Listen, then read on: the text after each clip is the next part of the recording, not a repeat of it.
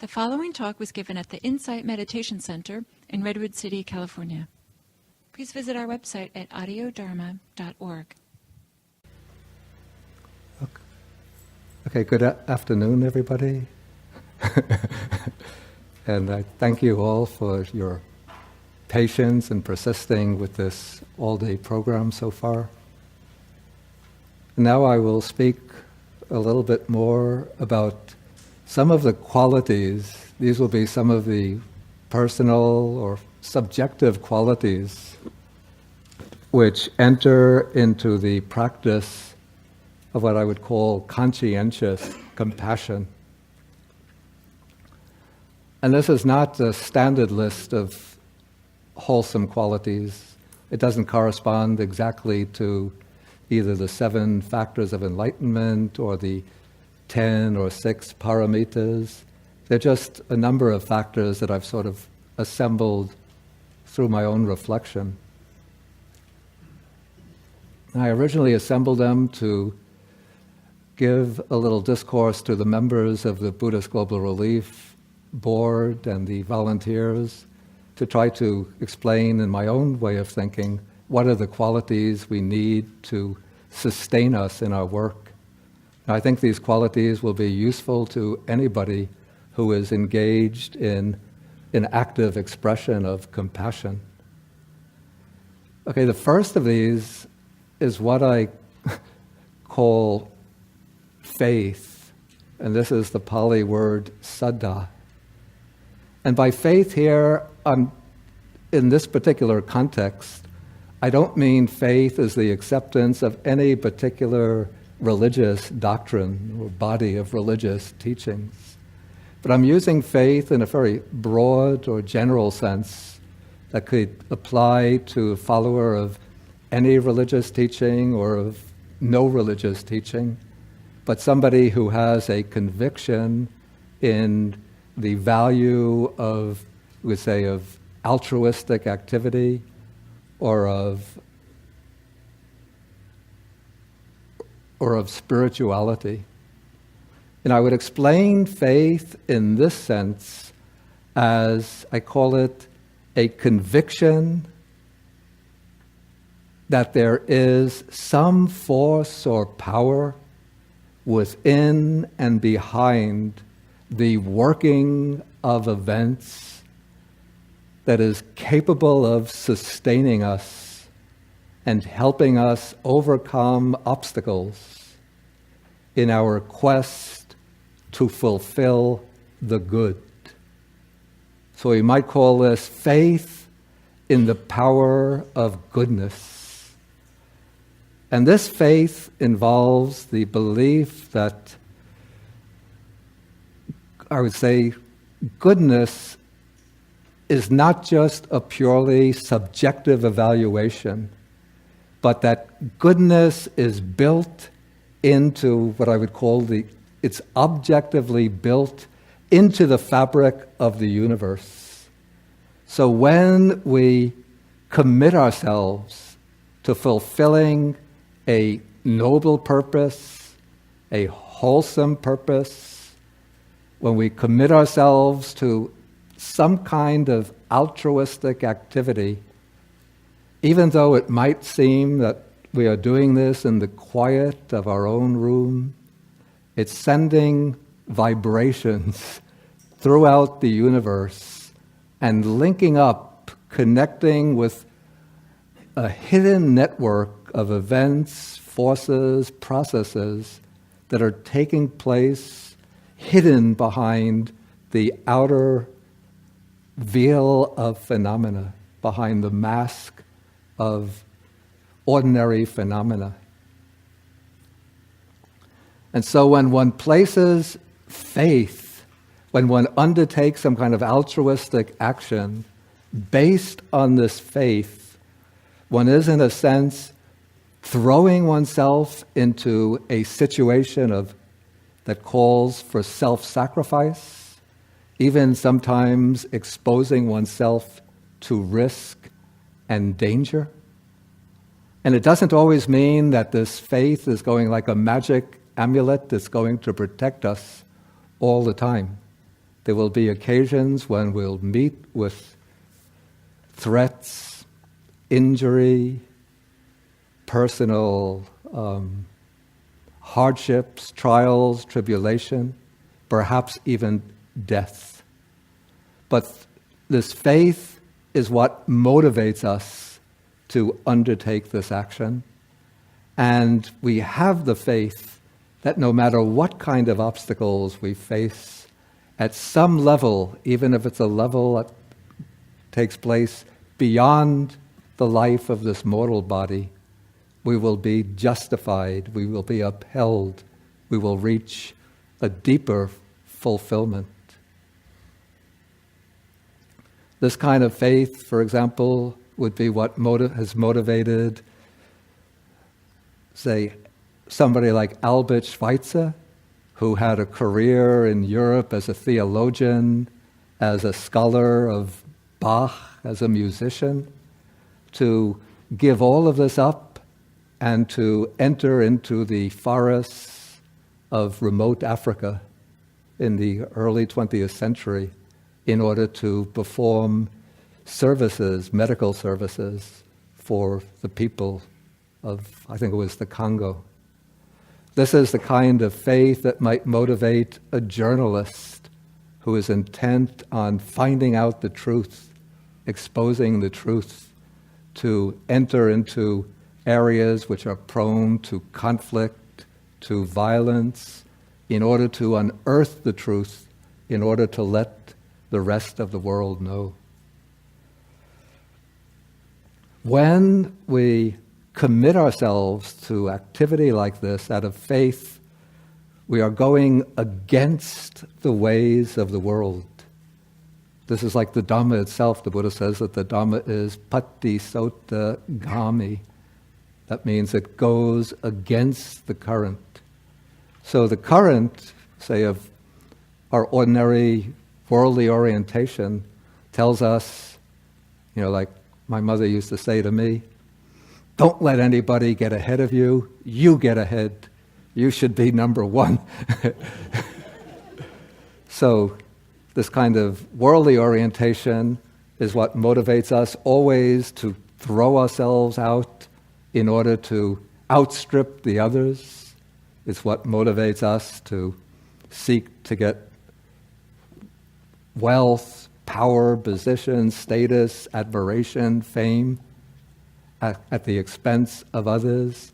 So that all of those types of activities swirl around the focal point of ego. They're based on this assumption that we have some kind of inner core of selfhood, and they're intended to buttress or fortify that sense of selfhood. But when one engages in altruistic activity, one is at any level, in some way, negating the self, sacrificing the self, forgetting the self. And so, from a purely mundane point of view, it seems that the person who undertakes such activity is the one who is bound to be the loser. But it's a little bit like the saying that comes in the Gospels, the one who would be first should be last, or maybe we could say the one who will ultimately win must be the one who is willing to lose. And it's through this faith that we show that we are willing to lose the things that ordinary people value and that we've been trained to value in order to find and to embody that which is invaluable.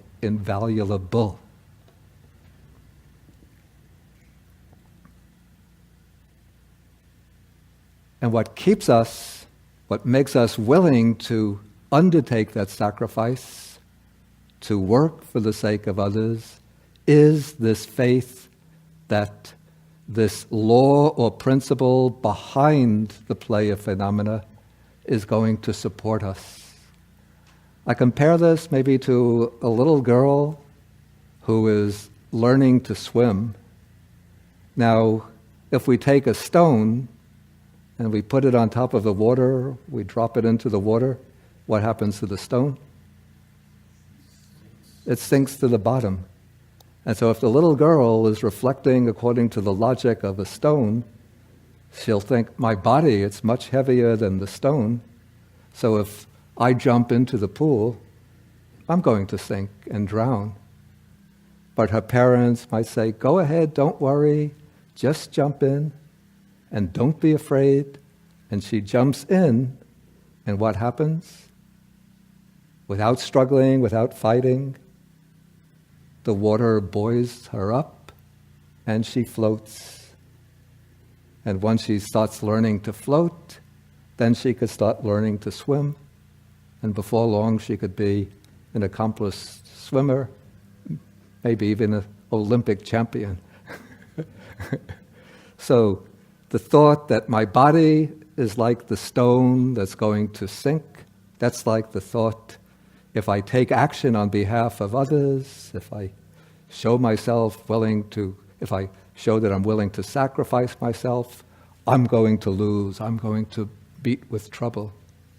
But when we actually take that plunge and act on behalf of others, we find that this principle holds us up so that even when we meet with blame from others, criticism, attacks, trouble, difficulty, we feel an inner happiness and joy.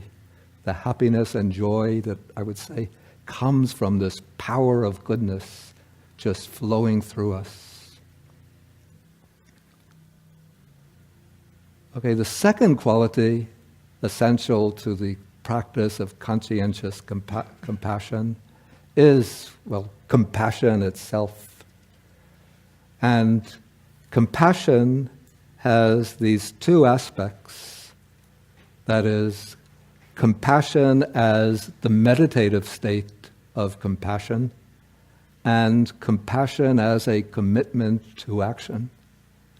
Perhaps they're represented in the Pali text by the two words, and this is not a scholarly pronouncement, so if there are any real Pali scholars here, don't trip me up on this. Otherwise I'll get angry and I can take revenge.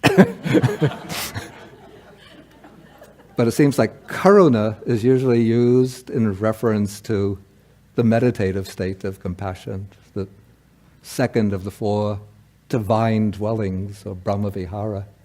But the compassion and action seems to be represented by the word anukampa, or we have the expression anukampang upadaya, usually translated for the sake of compassion.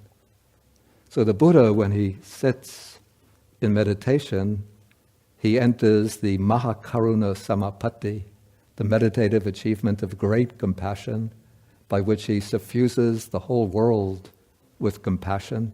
But when he gets up and goes out to teach the Dhamma, he does so anukampang upadaya, out of compassion for the world. But the word here is anukampa, which actually comes from the verbal root kamp and the verb kampati, to shake, to tremble, with the prefix anu, to shake with, to tremble with. So it's that quality that makes the heart tremble with the suffering of others and thereby motivates one to act, to remove the suffering of others. Now, in order to practice compassion outwardly in the active form, it's very important for us as Buddhists to develop compassion, loving kindness and compassion as meditative states. And what I've actually found very useful especially in doing the meditation on compassion, is to focus in on specific, individual, concrete cases. You know, it's very easy in a sense, or at least it seems easy, to sit down and think I'm going to suffuse the whole world with compassion, and then one thinks, may all beings be free from suffering, May all be free from sorrow. May all be free from fear. May all be free from suffering. And that can make one feel very nice, very lofty, very noble person. But to really generate what I would call a strong current of compassion, what's useful is to focus in on these specific cases that you might hear about from friends, read about in the newspaper, see on the news, cases of individuals who are really subjected to personal suffering. And when one brings them to mind, moving from one to another, not too quickly, you dwell on them for a couple of minutes, this is what sort of unleashes that force of compassion in the mind. And then that can provide the sort of the fuel to radiate the compassion out universally. Okay, so then we have compassion as the meditative state, and then we have belief system and motivations for putting compassion into action. That is, especially as Buddhists, we have the example of the Buddha himself, who engaged throughout his life in compassionate activity, especially by teaching the Dhamma, but not only by teaching the Dhamma. Maybe some of you have heard the story about how there was one monk who was ill with a kind of skin disease, so that his boils would appear on his body, and they would break open and pus would flow out, and none of the other monks would look after him, because when they were sick, he didn't do anything to help them. And so the monks thought, there's no need for us to help him. Let his karma just take its own course with him. So then Ananda reported to the Buddha that this monk was sick in the infirmary, and that he was a young monk, an unknown monk who was being disregarded by the other monks. And so the Buddha went to that monk with Ananda. He asked Ananda to bring a basin of hot water, and the Buddha himself washed the wounds of that monk and treated him with some kind of medicinal salve, and then helped to bring that monk back to normal health. Okay, so a second motivating factor that I mention now is compassion. I spoke about this morning.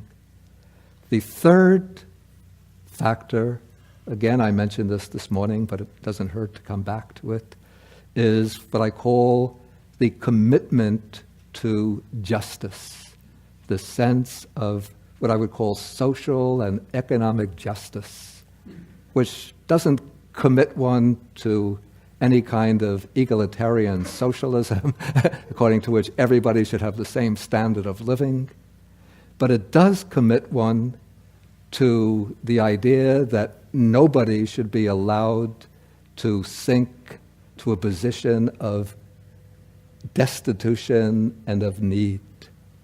It means that we have the conviction that everybody is entitled, intrinsically entitled, to live at a standard of personal decency, to live in a way that they can feel their own inner dignity, that they could live with a sense of self-respect that will also win the respect of others. And the sense of justice, which I take to be very fundamental to my own conception of the Dhamma of the Buddha, is based on what I would call the perception of the essential unity of all living beings, especially all human beings. The idea that we are all alike, no matter what our gender might be, no matter what our race, national origins, color of the skin, religious beliefs, social class, all of that becomes irrelevant when we put it alongside what is truly critical, truly essential. And that is the idea that every living being and every human being wants to be well, wants to be happy, wants to be free from all harm and suffering, wants to be able to live and to live abundantly. I don't mean to live luxuriously, but to live abundantly in the sense to expand one's intellectual horizons, to expand one's cultural horizons, and at the ultimate, to expand one's spiritual horizons. In fact, the way I've been thinking a little bit about the needs of human beings, I've seen that there's a kind of hierarchy of needs that have to be met to bring true human fulfillment. And here my thinking along this line has been very much influenced by Dr. Aryaratna, the founder of Sarvodaya organization, except I simplify it a little bit. So we have at the bottom of the pyramid the basic material needs that have to be met. Everybody should have sufficient nutritious food, clean, potable water, should have a satisfactory sanitation, should have a spacious, decent, clean living quarters, shelter, should have decent clothing, and should have access to affordable medical care. So at the bottom of the pyramid, extremely essential for a wholesome and fulfilling life, meeting the material needs. At the second level, we have meeting what we can call the developmental needs. This would mean living in a harmonious family where there are healthy family relationships between husband and wife, parents and children, children to parents, and the children to one another. And so one needs the kind of values that will enable a wholesome family life to develop. We find the Buddha has given important guidelines in this area in his teaching of the Sigalovada Sutta. It's actually one of my favorite suttas because it's not dealing with these super high meditative states or these super profound philosophical insights into selflessness, dependent origination, emptiness, whatever. But in fact, this is really what clinched my faith in the Buddha. When I read the Sigalovada Sutta, he explains how children should treat their parents, how parents should treat the children, how the husband should treat the wife, how the wife should treat the husband, how a teacher treats his students, the students treat the teacher, how the worker relates to his employer, how the employer should treat the workers. And when I read this, I thought, wow, somebody can be completely enlightened and yet can advise the husband, once in a while, give a nice gift to your wife. And when you have workers in your home, make sure that they get enough nutritious food and give them every year, give them an annual vacation. You know, when I was reading the teachings on Paticca selflessness, I thought, wow, the Buddha can really be enlightened. Maybe, but maybe not. You know, maybe that's just his view against the view of the Advaita Vedantins who say everything is all the one universal reality. But then when I read some of the Advaita Vedantins say that if a Shudra, a person from the lowest class in Indian society, hears the Vedas, the sacred texts, he should be beaten. But the Buddha says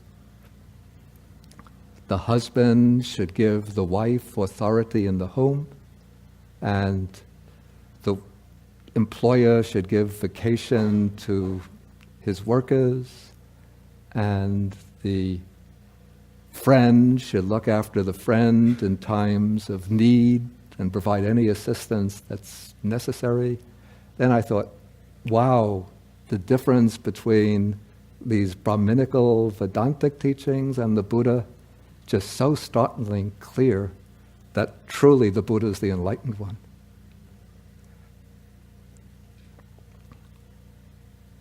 And then there's a story about Sunita.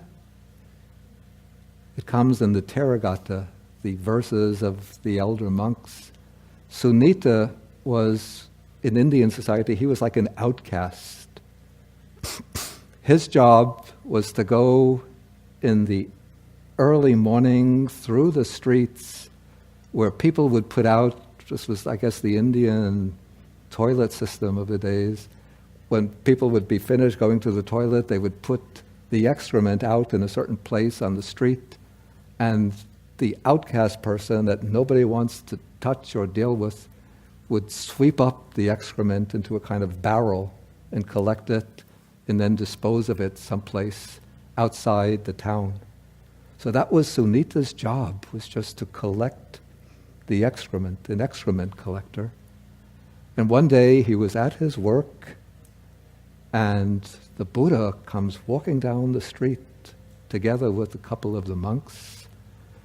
And Sunita feels so ashamed and so afraid that he thinks that's the ascetic Gautama, the famous teacher that they call the Buddha, coming. And here he's just wearing this loincloth, his body all dirty and smelly. And he puts aside his instruments and he goes standing against the wall. He just doesn't want to get in the way of the Buddha. He thinks the Buddha is such a powerful ascetic, radiating his majestic presence. And he feels so low, miserable, and dirty. And the Buddha comes walking past him and turns to him and says, "Sunita, would you like to go forth and become a monk unto me?" Sunita says, "I can't do that. I'm a shit collector." The Buddha says, "If you want to become a monk, you're welcome." And Sunita felt, just like somebody who was eating, a poor person just eating a few grains of rice, had suddenly come and put a sumptuous meal on his plate. So he thought, "Wonderful, Bhante, please ordain me as a monk." And so the Buddha arranged for his ordination. Then, after becoming ordained as a monk and getting his basic instruction, Sunita went off to practice meditation. And after a period of diligent practice, he became an arahant, an enlightened one, perfectly liberated one. Then one night, he was sitting out on the rock, it was kind of flat rock, sitting in meditation, and then Sakka is the king of the devas, the gods in the heaven of the 33, comes down and worships Sunita. The people see just a bright light. Then Mahabrahma, surrounded by many of his Brahma deities, come down from even a higher heaven and worship Sunita. So the whole hill on which Sunita is sitting is now enveloped by a bright light. And then the Buddha recites this verse in which he praises Sunita, the outcast, the excrement collector.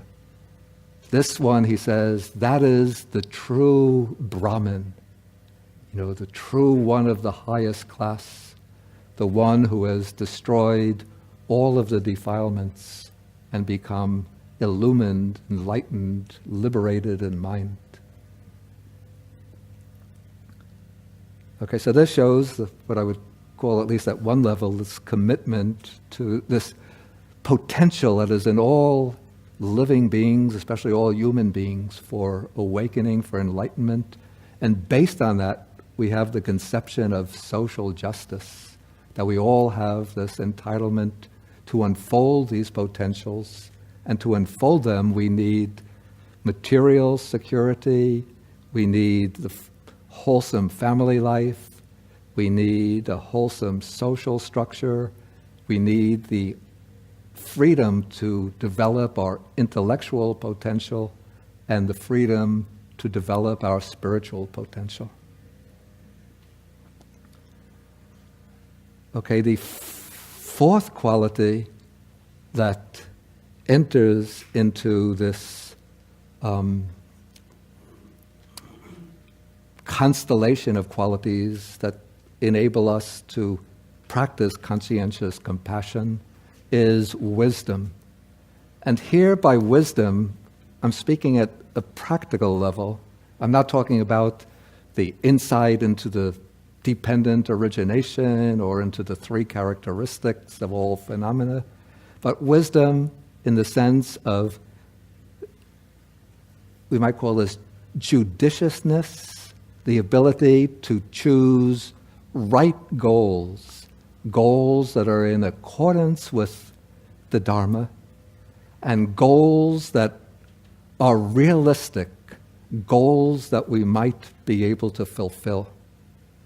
So we have to explore different avenues, different possibilities to engage in compassionate action and choose some goal that seems to us right and proper, and a goal that accords with our own temperament, with our own talents, with our own abilities.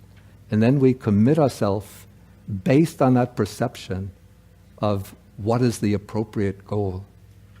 And then having chosen the right goal, one also has to choose with wisdom the right means to fulfill that goal. Just to give a rather simple practical example, to say with our work in Buddhist Global Relief, when we decide that we would like to provide food assistance to, say, people in, say, Niger or Mali who are suffering from malnutrition, we have to choose the right organization to work with, the right partner, and then this will be a partner like we chose the Helen Keller International Organization. So that is choosing with wisdom the right goal. We investigate the organization, see what they're doing, how they operate, how they use their funds, and then from other records we find that they're reliable. Then we ask them to submit the proposal, they submit the proposal, and then we examine the proposal and evaluate it. And this is using a kind of wisdom. It doesn't have to be, when people hear the word wisdom in a Buddhist context, they think, that's the wisdom of enlightenment. But this is a kind of very practical wisdom.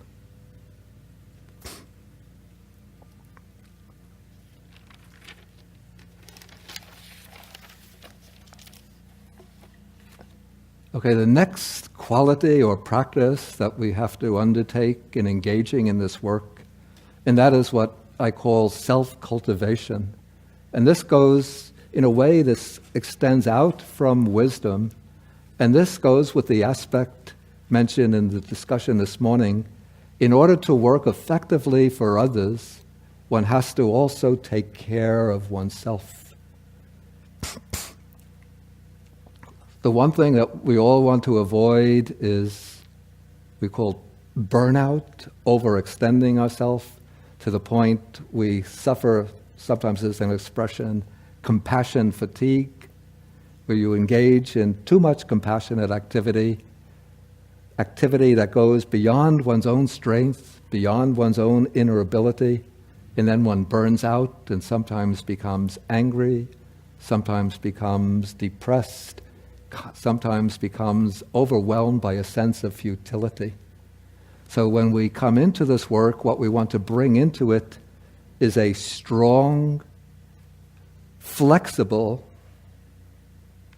malleable mind, a mind which is able to face difficulties without collapsing under their weight, a mind which is flexible enough to adapt to different situations that we encounter, and a mind which is gentle enough to be able to know when to step back, and wait patiently. So self-cultivation actually involves a whole nexus of qualities, including both energy, patience, and bhavana or meditation. And it's especially the meditative practice that untaps from within ourselves hidden reserves of strength that we didn't know existed. So when we practice the meditation, it's somewhat like maybe it's like digging to open up a well.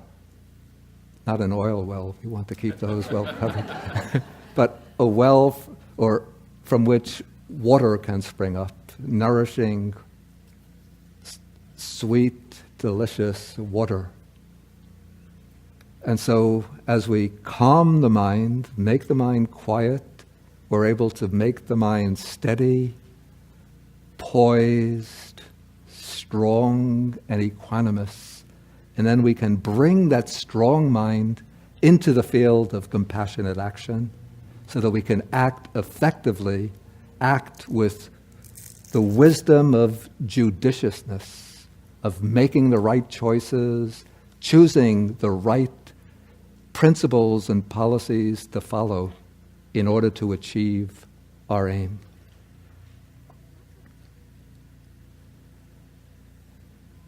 Okay, a sixth quality that is essential or important in the work of conscientious compassion is respect for others. Because the work of compassion in the world, first, is usually undertaken as a group activity, a community activity. And so when we work with others, we always have to develop the frame of mind which inwardly is humble and without any self-promotion, and outwardly can respect others in that we allow others to speak. We are ready to listen to the viewpoint of others. We're ready to give others responsibilities rather than think that I am the great worker, so I should take all of the responsibilities for myself. And then often there are differences of opinions, differences of views, so we have to be able to negotiate these differences successfully, skillfully. And if we have even a subtle kind of arrogant attitude or an attitude of a slight degree of haughtiness or of self-righteousness, the Buddha speaks about one of the negative qualities it's called clinging to one's own view and relinquishing with difficulty.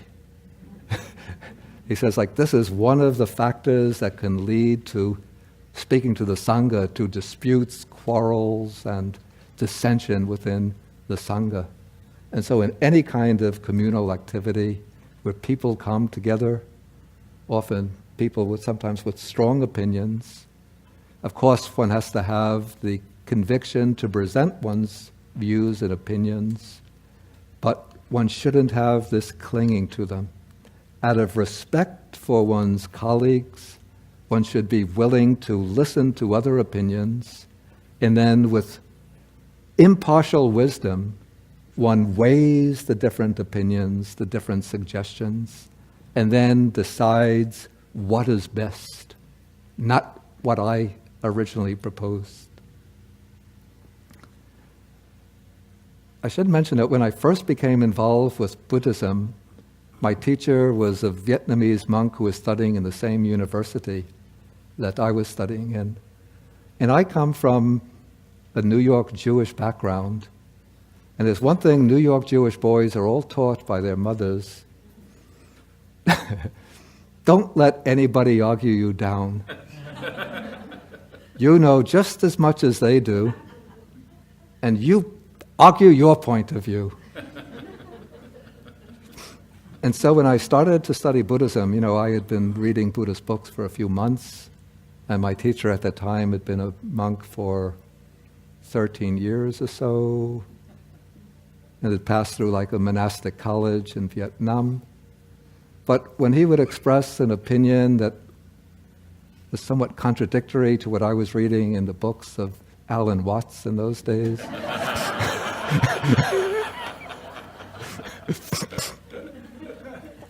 I would start arguing with him, and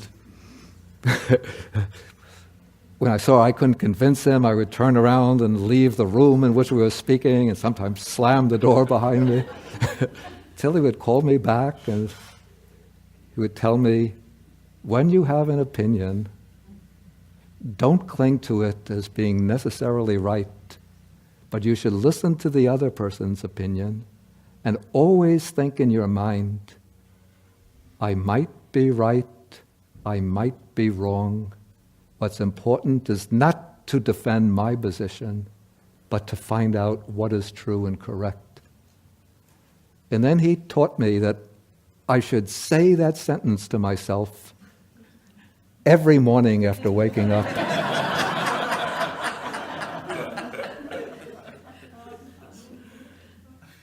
And I did that for quite some time, and now I think I've overcome that problem. About 50 or 60%. Still working on it. Okay, so have respect for the people with whom one works, and when one is working with others, or working for others, always have respect for the people for whom one is working. This is really, I think, one of the key contributions that Buddhism can make in this field of interfaith collaboration. Because people, I have to say, from the West, the Western religions come to the Asian countries, to African countries, somewhat with the idea that we, the Westerners from the Christian background or the Jewish background, we're the ones who know best. We will tell you how to do things. But as Buddhists, we always have to have this attitude of looking at others, whether they're simple, poor, illiterate, doesn't matter. Look at them as human beings whose minds actually embrace the whole universe. Everyone is just an embodiment, you could say, a manifestation of the whole universe. And so one considers people from that point of view. One respects everyone, even the simple children. Okay, so the sixth is respect for others. So now, just to recapitulate, I've had faith, compassion, a sense of justice, wisdom or judiciousness, self-cultivation or meditative cultivation, and respect for others. And there's a seventh factor that I'm going to mention, and this might seem a little bit odd in a Buddhist context, but I call this openness to grace. And this means that, the way I understand it, when one makes a commitment to following a spiritually grounded, altruistic life and really surrenders to a greater force, as Buddhists we can call this the power of the triple gem, then somehow it sets in motion these invisible waves that roll out from our own minds and hearts, a kind of spiritual or psychic energy that sends its vibrations out through the whole universe and starts connecting with other people's minds and hearts in ways we can't understand, and brings about sometimes astonishing, unpredictable, surprising, mind-blowing events that seem like utter, unforeseeable coincidences. But this is happening because one sets up the right resolution, the wholesome intention, an intention which I would say that it, speaking a little mystically, it sort of vibrates in harmony with the vibrations of the cosmic dharma, the cosmic law of the universe. And that law is all-pervading and all-embracing.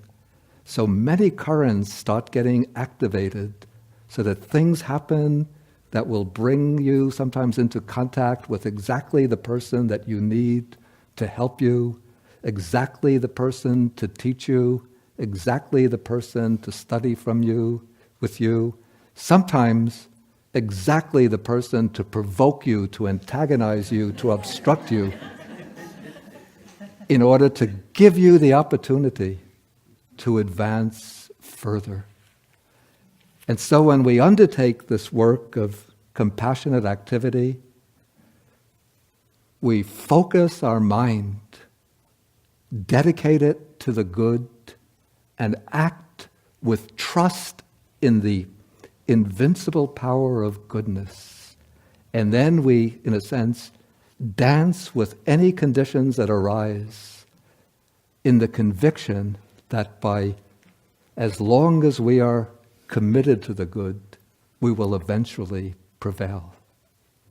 And we see this as the working of grace, or in the Pali we might call this the Buddha Anubhava, Buddhanubhava, Dhammanubhava, Sanghanubhava, the spiritual power of the Buddha, Dharma, and Sangha, which is helping us to advance in fulfilling this ideal of wise and compassionate activity. So with this I will close the talk, and in order to keep on schedule, I won't ask for questions, but are we supposed to take a little break before the panel, or maybe just 5 minutes just to stretch the legs, and then we'll have the panel discussion?